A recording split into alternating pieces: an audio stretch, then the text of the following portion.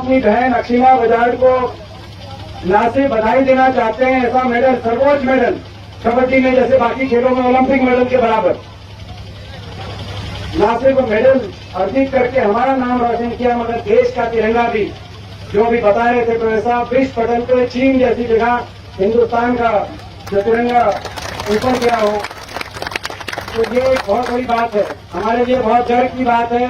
और हम आज यहाँ पे अपनी बहन को बताना चाहते हैं, अपने बिटिया को बताना चाहते हैं कि आज हम सब यहाँ पे एकत्रित हुए हैं, आपके लिए एकत्रित हुए हैं, आपका हौसला बढ़ाने के लिए, आपको आशीर्वाद देने के लिए।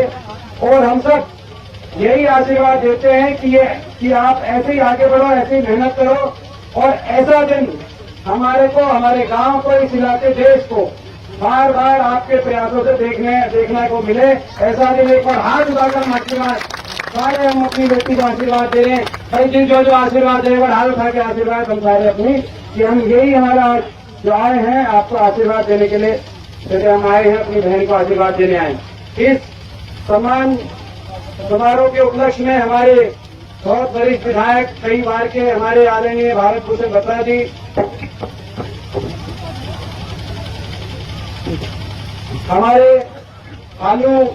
हमारे विधायक जी बड़ौदा हल्के से भालू इंदुराज जी, हमारे आदरणीय प्रोफेसर वीरेंद्र सिंह जी, हमारे आदरणीय अंकल धर्मपाल मकरौली जी, हमारे भाई दिल्लू हुडा जी, पंडित राज बहादुर जी, हमारे जिला परिषद के चेयरमैन राजेश सरकारी जी, हमारे चेयरमैन ब्लॉक समिति भाई भोलू जी, यशपाल जी, हमारे सरपंच मकरौली से, जिन्होंने मेहनत करके प्रोग्राम में अपना संयोजन किया, हमारे भाई सोनू जी पूर्व सरपंच, धर्मवीर मैना जी, मनोज शर्मा जी, बलराज पांचाल जी जो हमारे पीसीसी के डेलीगेट थे, कांग्रेस के वरिष्ठ नेता रोहतक से, भाई अभिमन्यु जी, राजकुमार पहलवान जी, श्री जगदीश जी, संदीप लंबू जी, अमित जी, राजीव जी और सभी, क्योंकि नाम लिख के आए, जो नाम से जो लिख के आए हैं, और इसीलिए सभी का नाम मेरी जो है जो लिख के आए, मैंने सारी ये लिखा, मेरा अपना सारा गांव है, छत्तीस बिरादरी, मैं प्रदीप नाथ जी वो भी उपस्थित हैं, हथवाड़ा गांव के सरपंच भी उपस्थित हैं, हथवाड़ा गांव से पूरे महेंद्र वगैरह सारे आए हैं, क्योंकि जो हमारी अक्षिमा बजाज है वो उनके जो है मामा हथवाड़ा गांव में, तो हथवाड़ा गांव से भी आए हैं। तो ये एक का नाम मैंने नहीं लिया होगा, ये मेरा अपना गांव है, किसी का नाम ले लिया, सभी पिता को बुजुर्ग, नौजवान साथी, मातृशक्ति। आज हम सब यही चाहते हैं कि हमारी बेटी को आशीर्वाद दें, हमें गर्व है और हमें गर्व अपने हरियाणा खिलाड़ियों पे भी। आज 2% आबादी का प्रदेश हरियाणा, इस बात की हमें खुशी है कि आज देश के 30 एशियाई खेलों में भी 160 मेडल आए हैं, जिन 160 मेडल में से 33 मेडल अकेले हरियाणा प्रदेश के खिलाड़ियों द्वारा अर्जित 33 मेडल आए। और देश में सबसे ज्यादा है वो एक अलग है, लेकिन आज हरियाणा के स्पोर्ट्समैन की खिलाड़ियों का प्रदर्शन का आप अंदाजा लगा सकते हैं कि एक हमारा जिला, अगर हम जिले के मेडल गिने, कल मैं मैसूर गांव में गया हुआ था, वहां गोल्ड मेडल लेके हमारी बेटी आई। उससे पहले एक दिन भैंसवाल में 3 मेडल थे, विक्टोरी में 1 मेडल, हिनाना में 1 मेडल, हथवाड़ा भी गए हुए थे, हथवाड़ा गांव के आए हैं, हथवाड़ा गए हुए थे, कहीं जागीरपुर में, निमाना में, एक अगर जिले का हम गिने तो हमारा एक जिला एशिया के बड़े बड़े देशों से आगे, तो हमारा एक जिला, और जिले की छोड़े पाकिस्तान के 3 मेडल आए हैं, 1 रजत मेडल है और 2 ब्रॉन्ज मेडल है। जिलों की छोड़े अगर गांव की बात करें, मकरौली गांव में स्वर्ण पदक आया है, अकेला मकरौली गांव आज पाकिस्तान के ऊपर आए इस खेलों के अंदर, ये हमारे लिए कितने गौरव की बात है। और ये पूरे इलाके भैंसवाल गांव में 3 गोल्ड मेडल है। हम अपने इलाके पे गर्व ना करें तो क्या करें, किसी को हो सकता है इस बात से, लेकिन हमें अपने इलाके पे गर्व है। एक ऐसा इलाका जिसमें जो है ऐसे खिलाड़ी जो देश के नाम को दुनिया के अंदर रोशन करने का काम करते हैं, ये कोई छोटी बात नहीं है। और इसमें मैं कहना चाहता हूं, हमारे इलाके में, पूरे प्रदेश में, वैसे पूरे देश में हमारे प्रतिभा कोने कोने में छिपी है, लेकिन इस इलाके के अंदर हर गांव और परिवार में प्रतिभाएं हैं। प्रतिभाओं को मार्गदर्शन मिले, जिसमें सबसे बड़ा रोल माता पिता का होता है, उस परिवार गांव का और इस इलाके की संस्कृति का। हमें अपने इलाके की संस्कृति में भी गर्व है। ये एक ऐसी संस्कृति है जहां बड़े बुजुर्गों की इज्जत और बड़े बुजुर्गों के हिसाब से हमारा घर परिवार गांव और समाज चलता है। ये इलाका ऐसा है, और वो जो बड़े बुजुर्गों की जहाँ पे इज्जत हो, मान सम्मान हो, वहाँ अनुशासन होता है, और जहाँ अनुशासन हो वहाँ प्रतिभा को सही। तो इसीलिए मैं अपने नौजवान पीढ़ी से कहना चाहता हूँ, आजकल नौजवान भूल गए और दूसरी सभ्यताओं के असर में बड़े बुजुर्गों की इज्जत जहाँ कोई कम करता है। मैं कहना चाहता हूँ, अपनी जो संस्कृति है, अपने माता पिता की इज्जत की हमारी संस्कृति है, उसको आप कभी ना भूलना, उसके रास्ते पे आप सब चलें। ये हमें, और प्रतिभा के साथ हमारे इलाके की संस्कृति, और तीसरा प्रोत्साहन, ये प्रोत्साहन की नीति बने। ये हमें कल इस बात की खुशी है कि जो कांग्रेस की सरकार थी उड़ा साहब के नेतृत्व में, तो एक नीति बनी, पदक लाओ पद पाओ। 2008 के गेम से पहले हमारे मेडल उसमें नहीं आ रहे थे, चाहे एशियाई हो चाहे ओलंपिक के मेडल हो। 2008 में पहली बार, 2010 के अंदर जब कांग्रेस खेल हुआ, तो उसके बाद और उसके बाद से हर ओलंपिक, एशियाई और कॉमनवेल्थ में 2/3 आधे, किसी में 2/3, किसी में आधे, किसी में 1/3 मेडल हरियाणा खिलाड़ी लेके आए। हुड्डा साहब के नेतृत्व में हुड्डा साहब ने नीति बनाई, पदक लाओ पद पाओ, और 750 से ज्यादा खिलाड़ियों को अलग अलग पदों पर नियुक्ति उस नीति के माध्यम से दिलवाने का काम हुआ। कोई इंस्पेक्टर बना, कोई सब इंस्पेक्टर, कोई डीएसपी पद पे बना, चाहे वो अधिका भोगाट हो, चाहे योगेश्वर दत्त हो, चाहे जोगिंदर शर्मा हो, अलग अलग खिलाड़ियों को। और मैं याद दिलाना चाहता हूँ, अभी मैं बयान पढ़ रहा था कि भाई ये इस सरकार ने बयान दिया कि भाई ये नीति लागू नहीं हो सकती, क्योंकि 9.5 साल से किसी को नियुक्ति नहीं मिली। 9.5 साल से जितने खिलाड़ी हैं वो या तो राजस्थान पुलिस में नियुक्त हो रहे हैं, या रेलवे में कोई जाके खेल रहा है, कोई सर्विसेज में जाके खेल रहा है, हरियाणा में नियुक्ति नहीं मिल रही। मैं अपने खेल मंत्री संदीप सिंह जी को भी याद दिलाना चाहता हूं, जो हरियाणा खेल मंत्री हैं। आज आप कह रहे हो कि नियुक्ति नहीं मिलेगी, 9.5 साल से एक भी आपने नियुक्ति नहीं दी संदीप सिंह।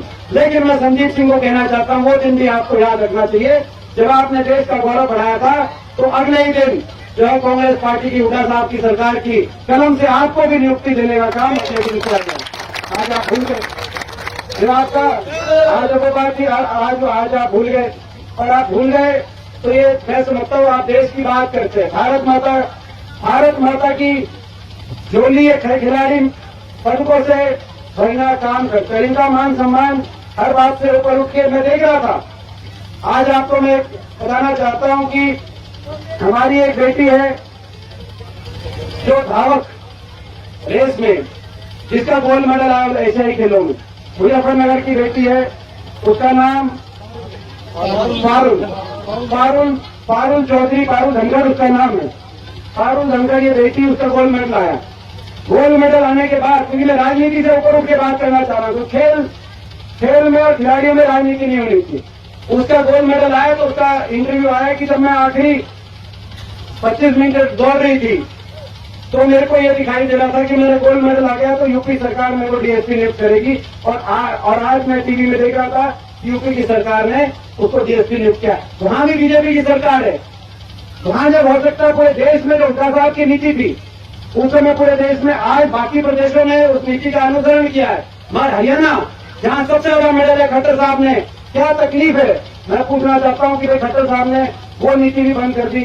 बाकी तो इसीलिए आज हम ये अपील करना चाहते हैं, विपक्ष के सांसद के रूप में, आज प्रदेश के एकमात्र विपक्ष के सांसद के रूप में मैं राजनीति से ऊपर उठ के ये अपील करना चाहता हूं कि देश का मान सम्मान बढ़ाने वाले खिलाड़ियों का बिना भेदभाव के आप मान सम्मान करिए, उसी नीति को लागू करिए कि 33 खिलाड़ी लेके आए मेडल। इसी खुशी में 9.5 साल तो आपने किसी को नियुक्त किया नहीं। आज साक्षी मलिक भी कहीं जो है आज तक नियुक्ति का इंतजार कर रही है। बजरंग पुनिया, हमारा जो है रवि भैया, ऐसे खिलाड़ी जो ओलंपिक तक मेडल लेके आए, उनको नियुक्ति नहीं मिली। लेकिन अब कम से कम आखिर में आप ये इनकी नियुक्ति करिए। खट्टर साहब आप करेंगे तो राजनीति से ऊपर उठ के हम आपका धन्यवाद करेंगे, और आप नहीं करेंगे तो 10 महीने बाद हरियाणा में बदलाव होगा, और लोग के आशीर्वाद से हमें अवसर मिला तो आप ही बंद करना